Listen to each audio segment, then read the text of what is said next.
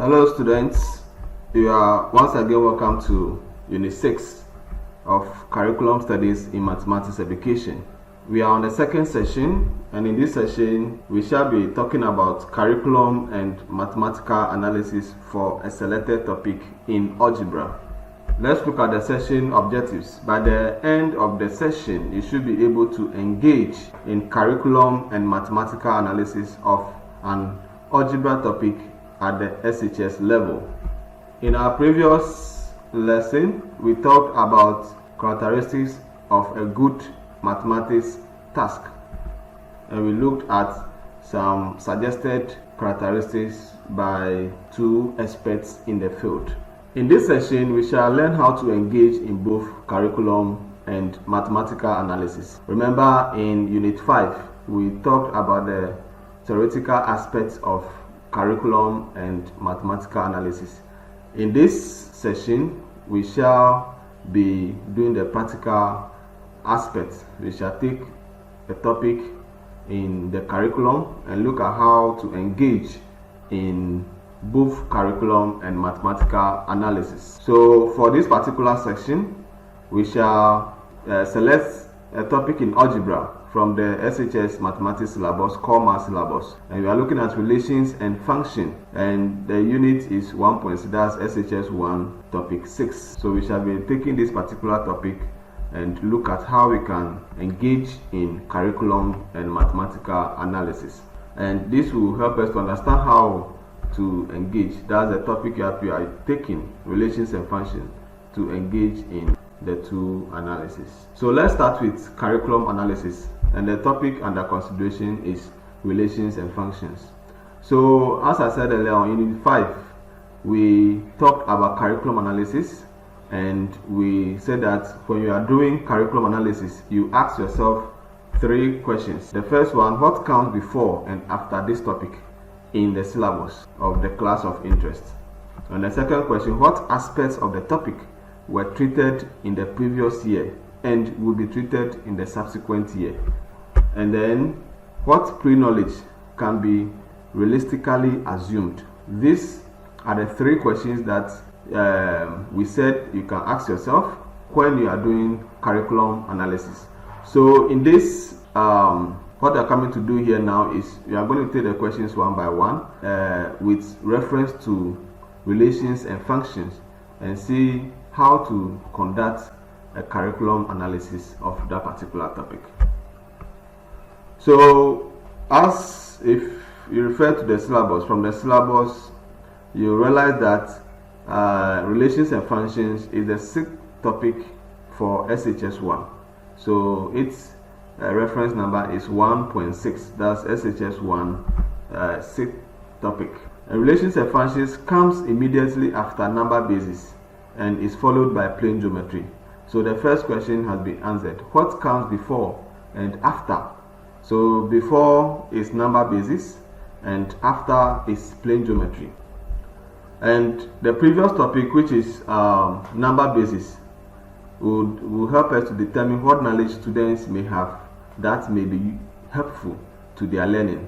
So if you take a look at number basis, does it constitute a prerequisite knowledge that students can have, and that will help, that will come to play when they are doing the current topic, which is relations and functions? These are some of the questions that we have to ask. And the next topic, which is plane geometry, the question is how knowledge of the current topic, which is relations and functions, can support student learning of geometry. Is there any connection? So these are some of the questions that we'll be asking ourselves in relation to the first question, what comes before and after this topic. So an advantage is that they teach in ways that enable students to see connections to other topics in the syllabus. So when you are doing curriculum analysis, it helps you to teach in a way that will enable students to see connections. As we said, you must always connect the concepts or the topics in mathematics so that students will see that they are interrelated. So the two topics, before and after, how does it help us? Knowledge of relations and functions enables students to see points in a Cartesian plane, xy, that's xy plane, as representing relations between two variables. Also, relations and functions serve as a building block to topics such as linear equations, Pythagoras theorem, which is under geometry, and circle theorem, which is somewhere in there. So what we are saying is that relations and functions, the topic after it is geometry, and in there we have topics such as Pythagoras theorem. So relations and functions help in doing that particular topic, and you see that it serves as a building block, because in relations and functions we are looking at the connection between independent and dependent values, that is the domain and codomain, which can be translated into equations. So linear equations come to play, and then Pythagoras theorem also comes to play, in that there's relationship between some variables in there. Curriculum analysis also provides opportunities to be more familiar with the topic being treated in other classes and levels of education.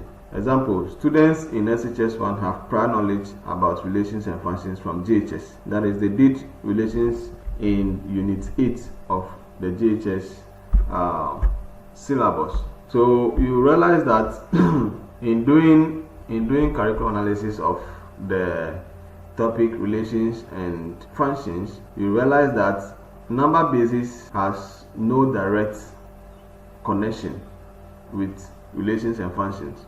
So, but we know that students have done relations at the JHS level, right? So we can use that as a prerequisite knowledge or sufficient distance that students can fall on to do relations and functions. And then also the topic after, which is geometry, relations and functions, will serve as a building block in learning those topics. Let's look at mathematical analysis, and in Unit 5 also we talk about questions that you should ask yourself when you are doing mathematical analysis, and things like what are the key mathematical ideas of the topic to be treated. We look at that, and then what different representations will you use as a teacher, and then in this particular case we shall look at the tasks that you should also give students to make it work. So still looking at relations and functions, the key mathematical idea can be in the form of content to be learned or mathematical skills and procedure. And as we said, these things can be found under objectives. So if you want to look at the key ideas that students should learn, you look at the objectives in the syllabus. So under relations and functions, we have specific objectives as captured in the syllabus. And the first one is distinguish between the various types of relations. And then 2, identify functions from other relations. These are the 2 specific objectives that we have. So if you look at what you should expect students to know and be able to do, which is the key mathematical ideas, then from the objectives we can state that the key ideas that students should know will be know that there are different types of relations. That's one of them. Define what is meant by a function. That's another one. Determine whether a given relation is a function or not using various criteria. And the various criteria, we'll look at them under different representations that you can use. The next is what kind of representations to use. So the 3 things, as you can see, are the key ideas that we can say that from the objectives given, the specific objectives given, students are to know and be able to do. Then the next question in mathematical analysis is what is the kind of representations to use. And by this we can use arrow diagrams, because we are talking about relations. So we are going to relate objects in the domain to those in the codomain. So we can use arrow diagrams as a way of representation. Then we can use tabular representation, that's in table form. 1 variable relating to the other variable. So we have two columns x, y, where one variable relates to the other in a way. So we can use tabular representation. Then we can also use equations to connect them, because in the one of the to determine whether a given relation is a function or not, we can also use equations. And one of the subtopics under relations and functions is to find the rule of mapping, and in that we use equations in that respect. So equations can also be used, and then we can also use word descriptions. Word descriptions. So we can have in a form of this is related to this that way. X, how is x related to y? Y is twice x, so y is equal to 2x. So we can have word descriptions also being used. So these are the various representations that we can use. We can also use symbols and graphs. We can plot or draw graphs to represent relations and symbols, where we can use vertical line test and all that to determine whether a relation is a function or not.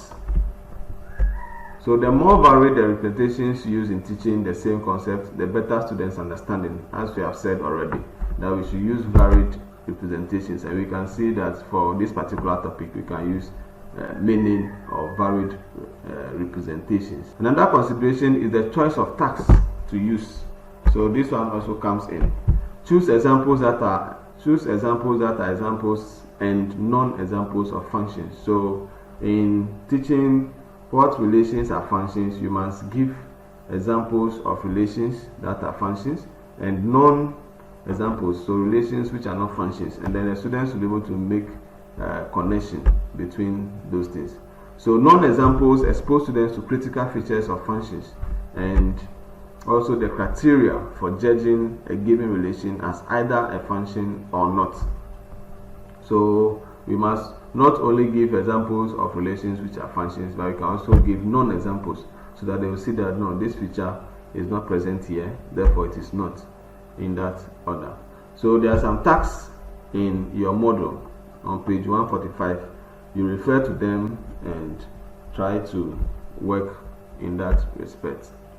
So we have come to the end of this session, and I'll leave you with the question you can see on your screen.